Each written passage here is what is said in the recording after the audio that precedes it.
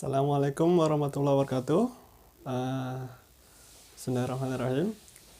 Kembali lagi bersama saya Bapak Muhammad Miftah, pelajaran geografi SMA 5. Dalam video kali ini Bapak akan melanjutkan pembahasan tentang poros maritim. Poros maritim Indonesia, poros maritim dunia. Sebenarnya sudah Bapak jelaskan dalam materi poros maritim ini, itu pembahasannya cukup luas, sangat luas ya. Ini berkaitan dengan aspek geografis, ekonomi, politik, sosial, budaya.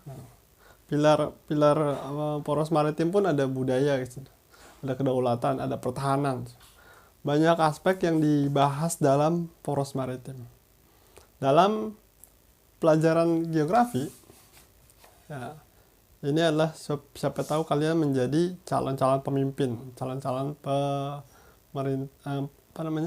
yang menjabat di pemerintahan. Jadi paham bagaimana mengelola negara, mengelola geografis Indonesia, wilayah Indonesia yang luas. Nah, itu perlu ada pemahaman tentang geografis.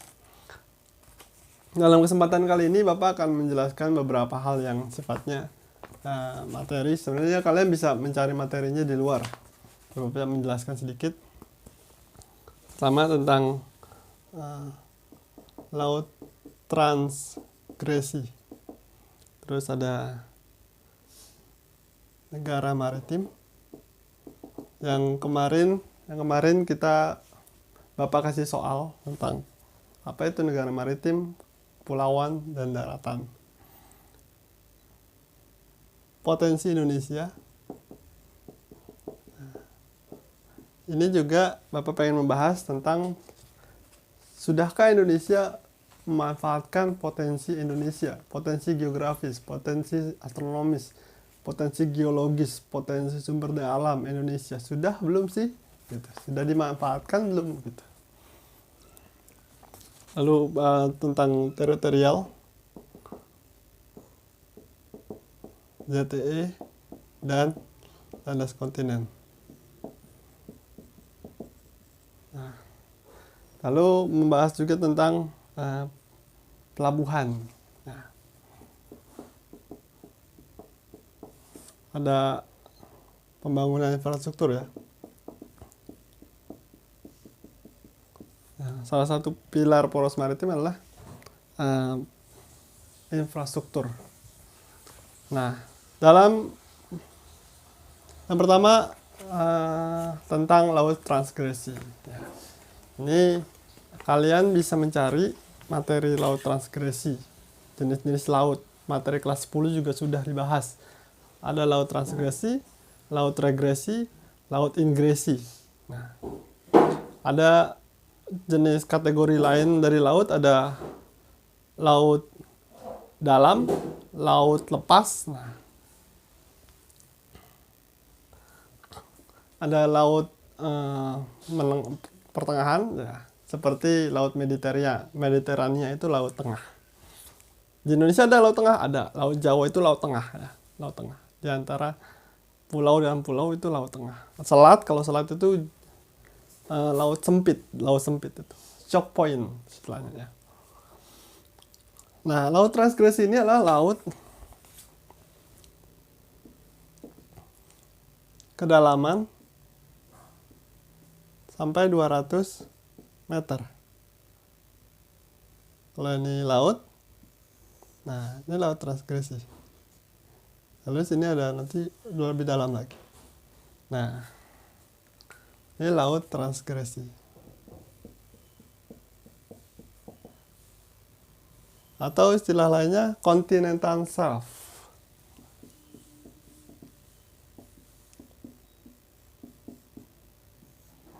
Atau dalam bahasa perbatasan namanya landas kontinen. Nah, ini serupa kembaran mereka, saudaraan. Jadi laut Jawa, kalau kita tahu laut Jawa itu laut termasuk paparan Sunda. Ada paparan Sunda, paparan Sahul. Paparan Sunda dia lautnya dangkal. Laut dangkal itu laut transgresi. Dia landas kontinen. Dan dia landas continental shelf.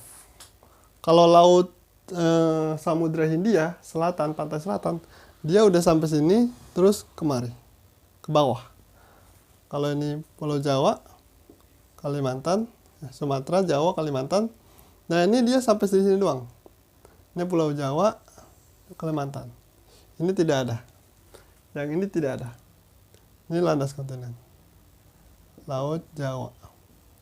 Lain dengan laut Samudra Selatan. Samudra Hindia. Laut Selatan ya. Terus dia ke bawah. Ini laut Samudra Hindia. Ini laut landas kontinen.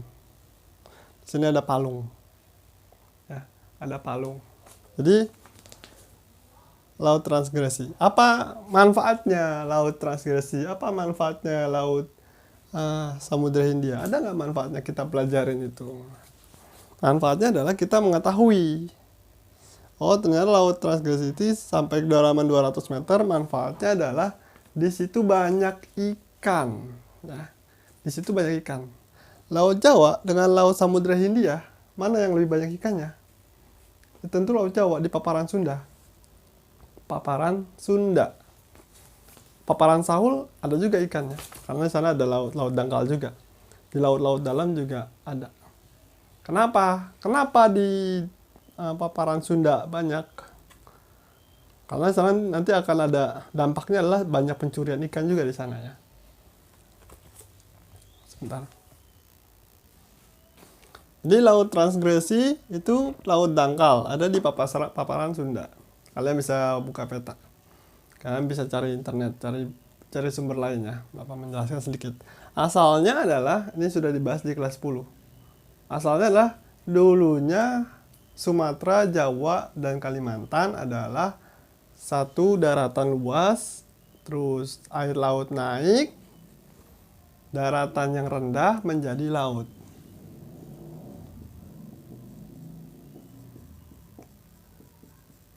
Daratan ya, bukan dataran ya, darat. Dulunya berarti darat. Menjadi, nah, jadi dulunya daratan terus menjadi laut. Nah, ini dampaknya ke flora fauna juga nanti kita bahas. Flora fauna, fauna Jawa sama fauna Sumatera, Kalimantan itu hampir-hampir mirip kondisinya. Nah, ini mempelajari ini kelas 10, kelas 11, kelas 12 nanti juga mempelajari konsep-konsepnya. Konsep-konsepnya nanti di puzzle-puzzle itu nanti menjadi apa dampaknya, apa tindakannya yang harus dilakukan. Nah, itu adalah meta kognitif dari semua pelajaran, semua materi yang sudah kita bahas. Seperti laut transgresi. Laut transgresi adalah daratan yang dulunya menjadi laut. Ini berdampak kepada poros maritim, berdampak kepada flora fauna, berdampak kepada politik, diplomasi, segala macam, pertahanan, keamanan, itu berdampak semuanya. Nah, gimana kalian mempuzzle kan materi-materi, konsep-konsep ini terhadap materi lain atau pelajaran lain. Jadi bisa mengkoneksikan pengetahuan-pengetahuannya ya. Jadi jangan sampai pengetahuan sosiologi, pengetahuan sejarah, pengetahuan ekonomi, udah masing-masing, jangan. Itu bisa ada koneksinya. Geografi, sosial, ekonomi, budaya, politik, semua ada koneksinya. Kalian bisa mengkoneksikan. Oh, di pelajaran sosiologi saya bahasa ini. Koneksinya dengan geografi apa? Koneksinya dengan ekonomi apa? Gitu. Ini koneksinya. Manfaatnya apa? Laut transgresi, laut dangkal ya. Laut dangkal. Di sini makan banyak sinar matahari kena ya. Sinar matahari. Masuk ke laut. Nah, jadi sinar matahari itu hanya bisa sampai kedalaman 200 meter. Laut dangkal paparan Sunda yaitu sekitar 200 meteran. Artinya masih ada sinar matahari, dampaknya banyaknya flora fauna. Kalau lautnya lebih dalam lagi, flora fauna tidak ada. Karena flora fauna butuh matahari. Flora fauna butuh matahari, adanya di laut dangkal. Manfaatnya apa lagi? Ada banyak plankton. Baik itu zooplankton atau fitoplankton. Zoo itu artinya kan hewan kecil. Fitoplankton tumbuhan kecil. Tumbuhan kecil nanti akan ada ikan kecil. Ikan kecil nanti akan ada ikan yang lebih sedang. Ikan sedang akan ada ikan yang besar. Nah, di sini akan banyak ikan. Nah, makanya di laut dangkal itu adalah laut yang kaya dengan sumber ikan. Nah, termasuk juga laut Natuna Utara. Jadi kita sekarang harus menyebutnya laut Natuna Utara ya, jangan laut Cina Selatan. Sebagai kita bentuk poros maritim, bentuk nasionalisme dan juga kecintaan pada bangsa negara, kita sebutnya laut Natuna Utara. Ya. Bukan laut Cina Selatan ya. Nah, di sini banyak ikan, manfaatnya itu. Dampaknya yang lain ya, dampaknya kita kayak ikan, banyak pencurian. Nah, dampak positifnya bisa kita mengembangkan budidaya laut. Kalau dampak berarti ada yang positif negatif. Kalian bisa mendaftarkan mana yang positifnya, mana yang negatifnya bisa.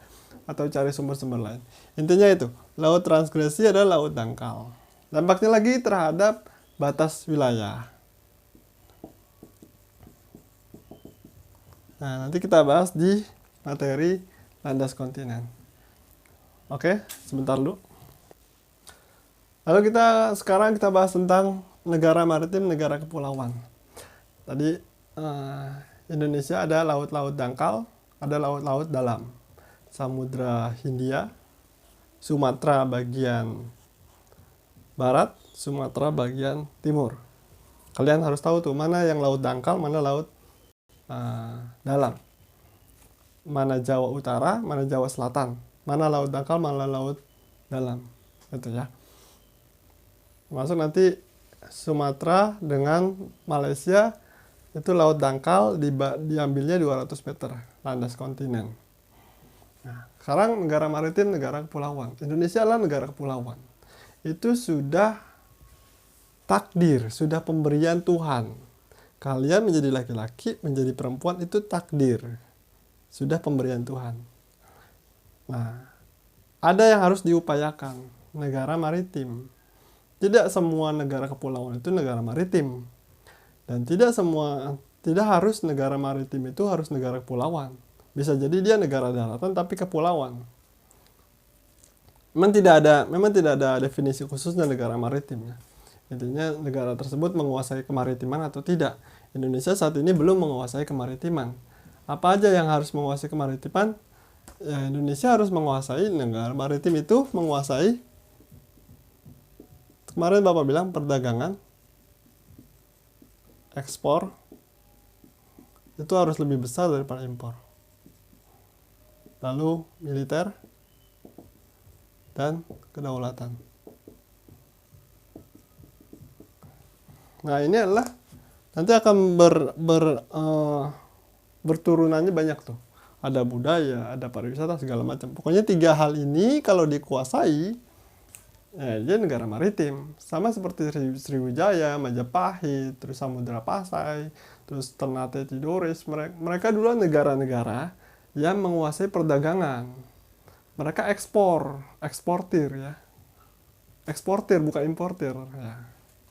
Negara kepulauan negara yang sudah ya pulau gitu ya. Kayak kita negara yang 17.000 pulau lebih.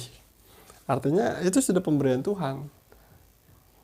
Kalian masuk SMA 5 itu sudah takdir. Gimana kalian berprestasi itu adalah upaya kalian. Nah, masuk SMA 5 juga sebuah prestasi juga ya.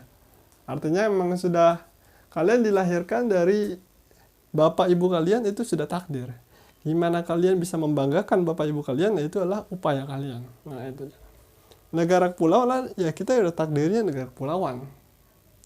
Gimana kita bisa menjadi negara maritim? Nah, ini prestasi yang harus kita kejar, kita lakukan. Caranya apa? Perdagangan, militer harus kuat, dan kedaulatan. Militer artinya kita tidak bergantung dari alutsista negara asing ya. Pesawat, kapal laut, kapal selam, semuanya harus, kalau bisa, membuat sendiri. Kita nggak bisa buat sendiri terlalu banyak, ya kita bikin ASEAN, ada ASEAN, kita bagi-bagi nih. Nah, bisa jadi seperti itu. Intinya untuk menguntungkan negara Indonesia gitu. Selama ini kita bergantung pada negara lain. Ekspor kita lah, ekspor bahan mentah. Seharusnya kita ekspornya bahan barang jadi. Tidak ekspor minyak mentah, tapi ekspor Pertamax, Pertalite, bensin premium. Nah, itu eksportir namanya ya, bukan barang mentah. Nah, ini apakah kemarin sudah Bapak tanya, apakah Indonesia, apa itu negara berkembang, apa negara maritim, negara kepulauan, negara daratan? Ini penjelasannya ya. Penjelasannya adalah negara maritim itu negara yang bisa jadi dia kepulauan, bisa jadi dia daratan. Seperti Rusia, seperti Cina, seperti Amerika, itu mereka daratan. Ketimbang dia negara kepulauan, ya bukan. Mereka bukan negara kepulauan. Tapi mereka menguasai perdagangan internasional. Cina nomor 1 perdagangan internasionalnya. Dulu Amerika perdagangan internasional, sekarang Cina melebihi. Semua barang-barang Cina. Dan dari kebutuhan yang kecil sampai yang besar itu, Cina memproduksi barang-barang konsumsi yang dibutuhkan oleh Eropa, Amerika Latin, Afrika, semua diproduksi oleh bangsa Cina, negara Cina ya. Nah, itu kita harus ke sana gitu ya. Apakah negara kepulauan ada yang maritim? Ada. Negara Inggris itu kepulauan dan juga maritim, dia menguasai perdagangan dunia juga. Negara daratan yang maritim ada ya, seperti tadi Amerika, Cina, Rusia, mereka negara daratan yang maritim. Ada nggak negara daratan yang tidak maritim? Ya banyak ya. Banyak. Di Asia Tengah tuh banyak. Kyrgyzstan, Tajikistan, Laos ya. Itu negara daratan yang mereka tidak menguasai perdagangan, mereka adalah konsumen. Paling mereka menjualnya itu menjual bahan-bahan baku sama seperti Indonesia. Ada nggak negara kepulauan yang tidak maritim? Seperti kita. Kita budaya maritimnya masih jauh. Orang-orang pesisir aja yang mungkin dia kehidupannya dengan laut. Seperti kita ke Jakarta juga dekat dengan laut, tapi kita tidak akrab dengan laut ya. Nah, itu kita. Terus juga produksi-produksi kemaritiman juga kita masih kurang. Nah, jadi negara maritim ini lebih hebat daripada negara maju. Jadi kalau ada istilah negara berkembang, negara maju, negara kaya, ada negara maritim. Negara maritim ini negara kuat. Negara kuat.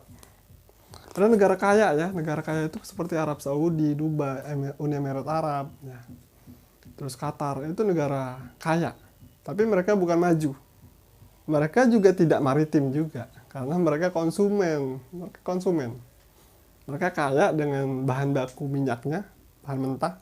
Tapi mereka tidak memproduksi bahan jadi. Nah, ini kita harus meraih ke sana. Dari negara kepulauan berkembang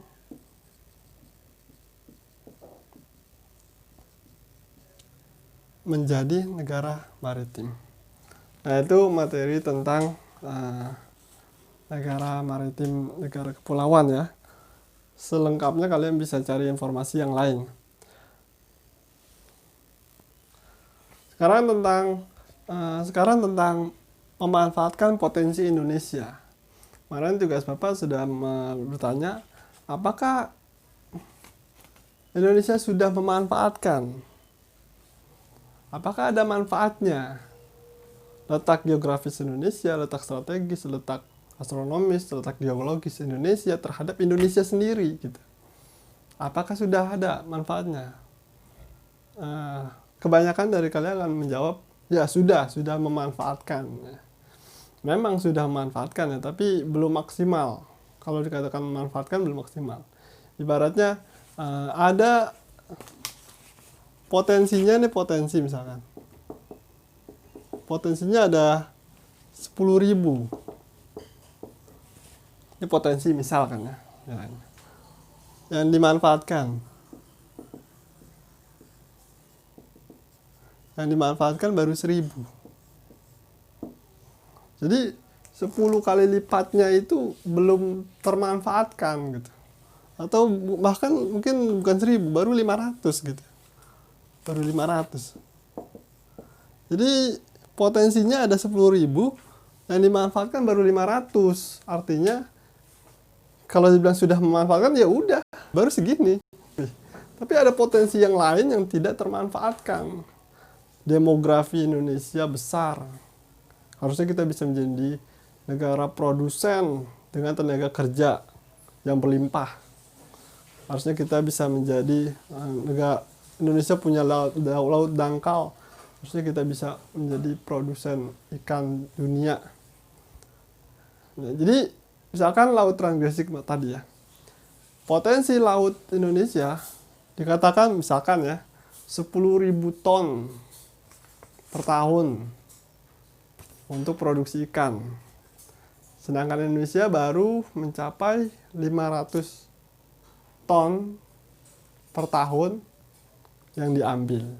Jadi banyak potensi ikan yang tidak termanfaatkan, belum diambil. Yang ngambil negara lain ya, pihak pencuri. Itu potensi, ini potensinya. Lalu itu potensi ikan ya, potensi ikan yang layak diambil. Nanti ada potensi ikan tentang ikan kecil tidak boleh diambil, terus ikan besar boleh diambil, karena nanti ikan kecil nanti dia regenerasinya belum tercapai. Jadi jangan ngambil ikan semuanya tuh, semua diambil. Ikan besar, ikan kecil diambil semua. Namanya adalah pukat harimau. Kalian tahu pukat harimau ya? Nanti cari tahu. Pukat harimau itu adalah jaring buat tangkap ikan, tapi jaringnya kecil-kecil.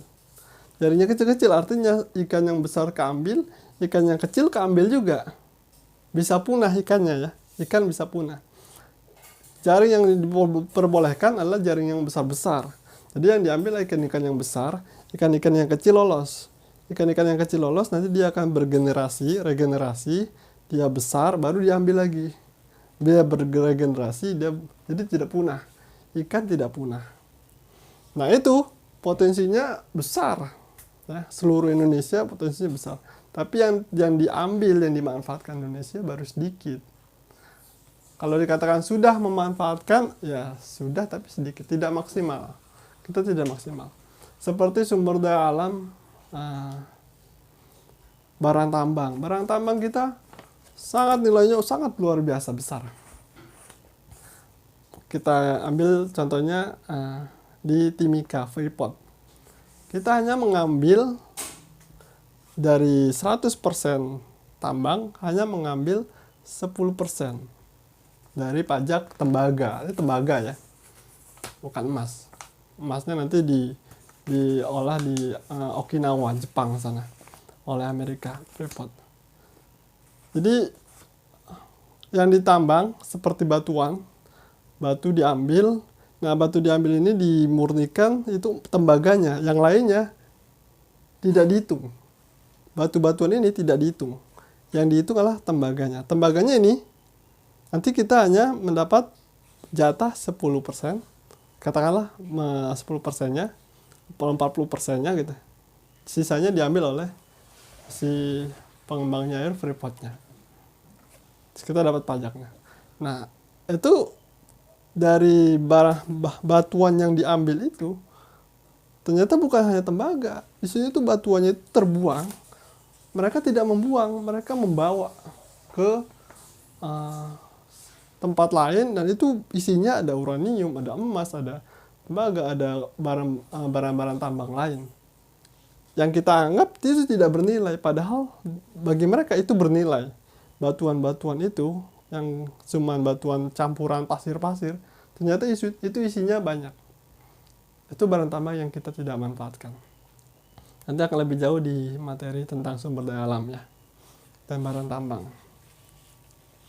Seperti potensi daratan, potensi laut, potensi jalur pelayaran antara utara selatan, Alki 1, Alki 2, Alki 3. Nah, itu sudah memberi manfaat belum Indonesia? Apakah itu cuma dimanfaatkan asing untuk menjual barang ke Indonesia? Bukan kita memanfaatkan barang-barang kita terjual ke asing. Nah, oke, kita memang ada barang yang dijual ke asing dari barang-barang kita di alur lintas Kepulauan Indonesia Alki 1, 2, 3. Ada barang-barang kita yang masuk ke perdagangan internasional. Tapi persentasenya lebih besar yang impor daripada yang ekspor. Nah, berarti kita belum memanfaatkan potensi. Ini ya. Nah, dari kalian biasa bilangnya, oh sudah dimanfaatkan. Nah, kalianlah calon-calon pemimpin bangsa Indonesia. Calon pemimpin Indonesia. Kalian harus bisa melihat sesuatu yang janggal. Harus melihat sesuatu yang, oh ini nggak beres nih. Nah, jangan melihatnya itu semuanya beres. Oh semuanya itu sudah bagus. Seorang pemimpin adalah seorang yang punya visi. Apa itu punya visi? Melihat sesuatu yang ada masalah di situ. Ini ada masalah di sini nih. Walaupun kelihatannya beres-beres aja ya. Indonesia ini kelihatannya beres-beres aja. Tapi seorang pemimpin harus tahu, oh ada masalah nih di sini nih. Nah, gimana cara memperbaikinya? Gimana kalian memperbaiki kalau kalian merasa Indonesia itu nggak ada masalah? Potensi poros maritim Indonesia kayaknya nggak ada masalah deh. Gimana bisa memperbaiki, bisa memajukan? Kalian harus bisa melihat sesuatu yang kira-kira, oh ini ada masalah, dan kalian harus memperbaiki. Nah, itu adalah kita masalahnya belum memanfaatkan potensi nih. Apa masalahnya gitu? Kalau kita berpikirnya, oh Indonesia sudah memanfaatkan potensi, ya sudah, gitu. Jadi artinya tidak ada progres apa yang harus dilakukan lagi. Nah, calon pemimpin harus punya visi untuk melihat ada masalah apa dan bagaimana menyelesaikannya. Nah, itu adalah potensi Indonesia. Masuk ke materi selanjutnya. Kita bahas tentang batas laut. Nah, ini laut teritorial dan ZTE. Seperti yang Bapak sering dikatakan, kalian harus cari informasi yang lain. Bapak hanya memberikan resume sedikit. Nah, intinya adalah laut teritorial kita 12 mil. Ini kapal tidak boleh masuk kemari. Ya, tidak boleh masuk kemari tanpa izin. Nah, tanpa izin tidak boleh. Harus ada izin. Lain dengan ZTE, zona ekonomi eksklusif, kapal boleh masuk, boleh keluar. Nah, asal tidak melakukan kegiatan ekonomi. Jadi semua ekonomi yang ada di sini itu harus izin Indonesia. Eksplorasi laut yang ada di sini itu adalah punyanya Indonesia. Ada kapal asing, kapal kecil bukan kapal nelayan, kapal yak atau pesiar masuk sini boleh. Ya. Mereka masuk sini untuk berenang di sini boleh. Kalau masuk sini nggak boleh berenang. Ya. Kalau di sini masih boleh berenang. Nah, ketika kapal pesiar itu berenang di sini boleh. Mereka ada yang mancing. Nah, mancing nggak boleh. Nah, di sini tidak boleh melakukan mancing karena mancing mengambil potensi laut yang ada di sini. Ya. Apalagi menjaring pakai jaring, apalagi mengebor minyak nggak boleh. Nah, ini yang perebutannya ada sini, ya, zona ekonomi eksklusif. Seperti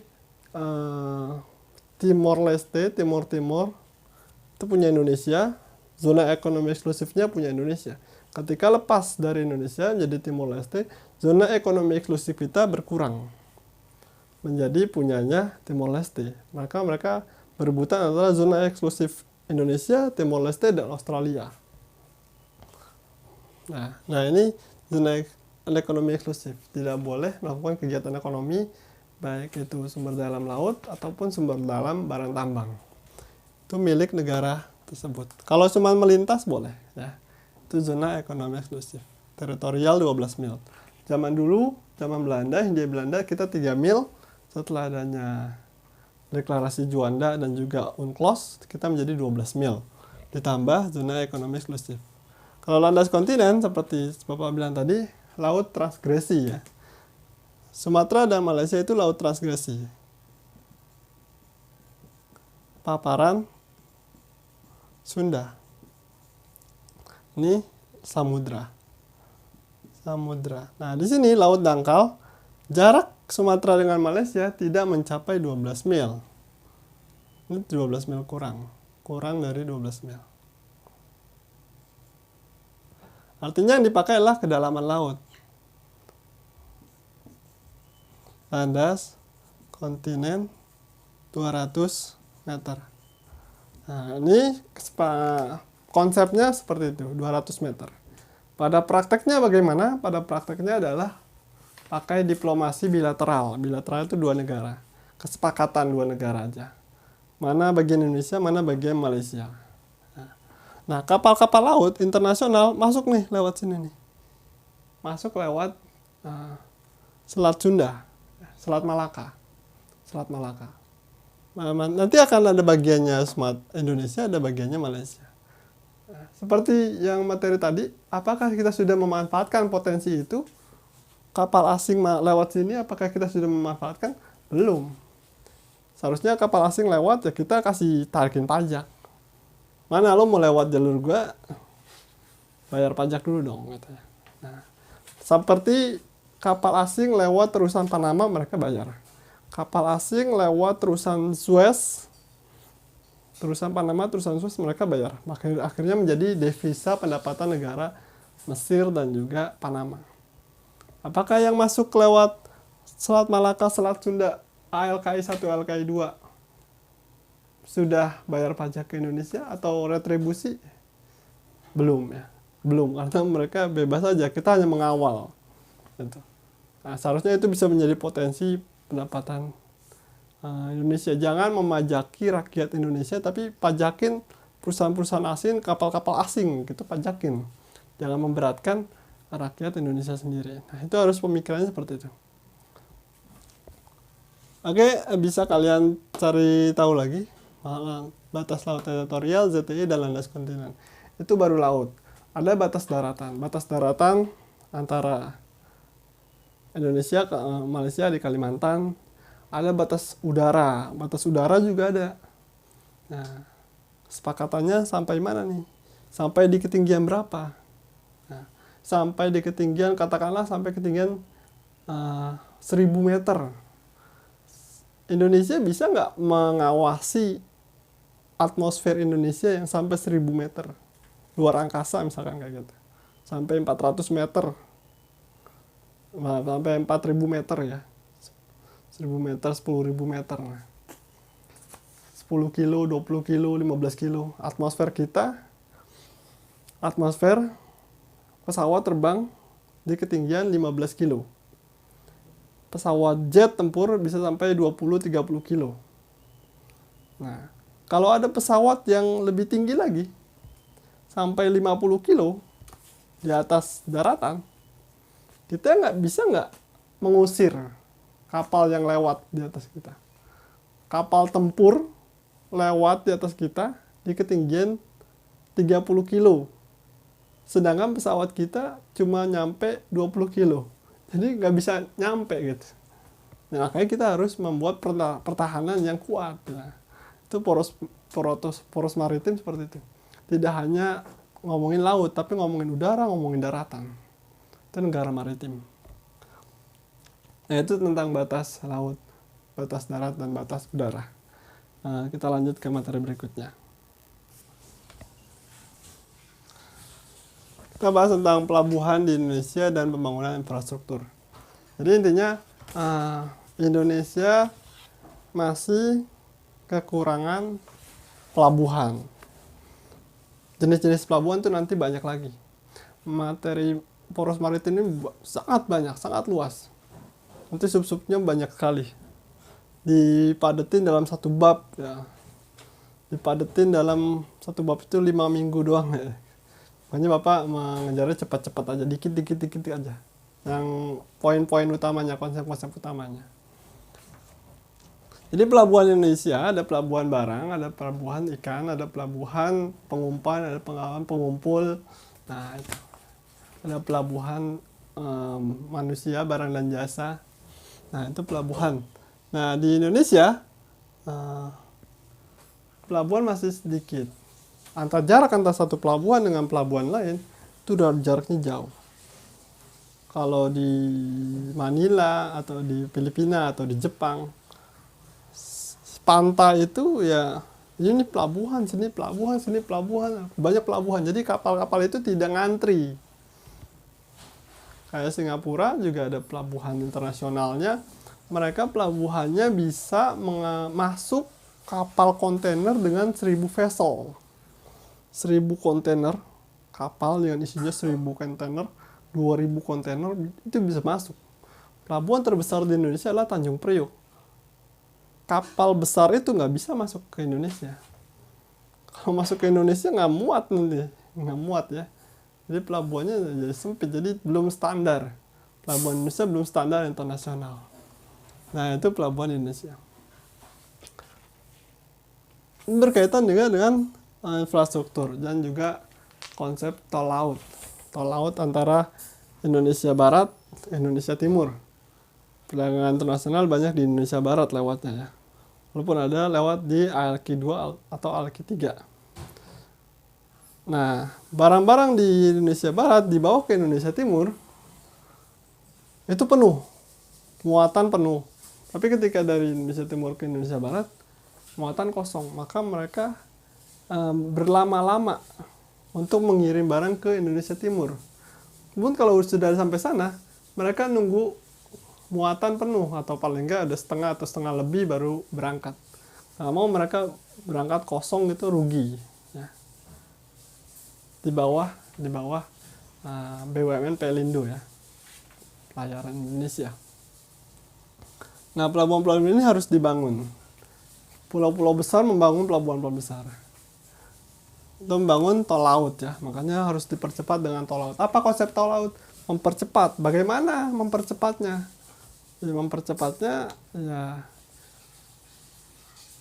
memberikan pintu terbuka asing untuk bisa membantu mempercepat pengiriman barang jasa.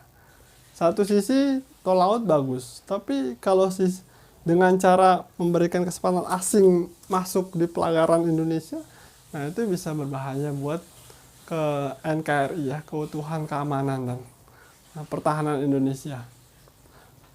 Nah, itu tol laut. Nah, kita harus bisa membangun infrastruktur, membangun kapal-kapal. Nah, harus membeli. Bagaimana bukan membeli, kita harus bisa membangun sebenarnya. Kalau pengen menjadi poros maritim, kita harus membangun infrastruktur pelabuhan, buat pelabuhan. Nah, buat pelabuhannya ini siapa yang buat? Nah, apakah asing? Apakah Indonesia? Apakah barang-barangnya asing atau barang-barangnya Indonesia, bahan-bahan bakunya? Apakah ini hutang ke negara asing lagi? Atau ini kita bisa membangun tanpa hutang? Nah ini hutang atau mandiri. Nah, gini bagaimana pemimpin kita mengaturnya nih? Menteri Keuangan atau Presiden. Oke, bangun bandara, pelabuhan yang skalanya internasional. Di mana duitnya? Ya nggak usah pakai duit. Orang kita kaya dengan sumber daya alam kok. Kita kaya dengan sumber daya manusia.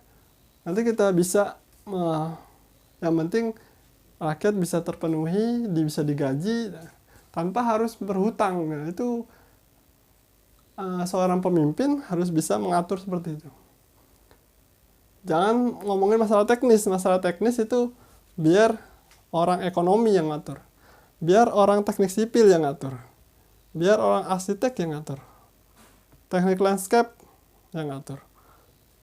Orang hidrologi yang ngatur di mananya. Orang geologi yang melihat ini potensinya di mana. Seorang pemimpin harus mengatur skala besarnya aja. Teknis-teknisnya bukan di situ. Seorang geografi hanya mengatur masalah besarnya, konsep besarnya ya. Konsep kecil-kecilnya itu dia hanya mengerti sedikit-sedikit. Nanti dibahas lagi oleh keilmuan-keilmuan lain yang lebih teknis ya. Seperti Bapak bilang, geografi ilmunya tidak teknis. Dia hanya membicarakan konsep-konsep besarnya aja. Intinya bukan bikin pelabuhan, hutang, atau mandiri. Pilihannya mana? Mandiri. Bagaimana caranya? Itu dicarikan solusinya oleh keilmuan-keilmuan lain. Jangan sampai dikit-dikit hutang luar negeri, hutang luar negeri, hutang luar negeri. Kalau seperti itu, Indonesia tidak bisa menjadi poros maritim. Karena kita kebanyakan hutang. Itu aja. Pelabuhan di Indonesia, membangun infrastruktur, membeli kapal-kapal, bukan membeli, kita membangun, membikin kapal-kapal kontainer yang besar. Kita membangun pelabuhan-pelabuhan yang sifatnya bengkel, bikin pelabuhan-pelabuhan yang sifatnya pabrik kapal laut, bikin pelabuhan-pelabuhan yang sifatnya internasional, barang-barang yang kapal-kapal besar masuk, bikin pelabuhan-pelabuhan kecil, pelabuhan-pelabuhan pengumpan di seluruh Indonesia.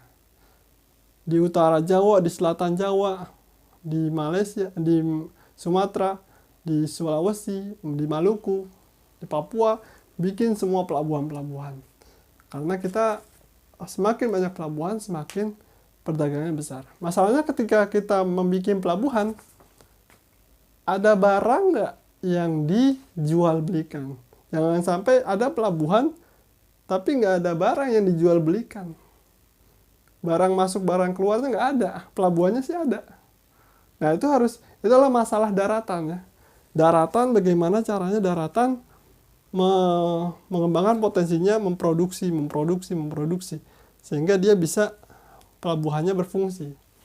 Nah itu ada kemarin Bapak bilang ada infrastruktur statis, ada infrastruktur dinamis. Di materi kelas 12 nanti. Jadi pelabuhan ini adalah infrastruktur statis. Ada, tapi dinamisnya itu produksi. Kalau ada pelabuhan tapi tidak ada produksi, pelabuhannya nganggur jadinya ya. Harus ada produksi-produksi dulu di daratan. Nah itulah perdagangan, militer, dan juga kedaulatan. Dan perdagangan itu kita bukan berdagang, tapi kita memprodusen dan juga menjual. Jangan berdagang itu ngambil barang orang lain, menjual kita. Itu perdagangan yang bagus seperti itu ya. Membuat dan menjual. Bukan ngambil dan menjual, bukan. Itu menjadi negara poros maritim. Materinya sudah cukup panjang. Di video berikutnya akan Bapak kasih tugas. Tadinya dalam video ini sekaligus, tapi karena sudah terlalu panjang, biar kalian bisa fokus ke tugasnya berikut di video berikutnya. Oke, sampai di sini dulu. Assalamualaikum warahmatullahi wabarakatuh.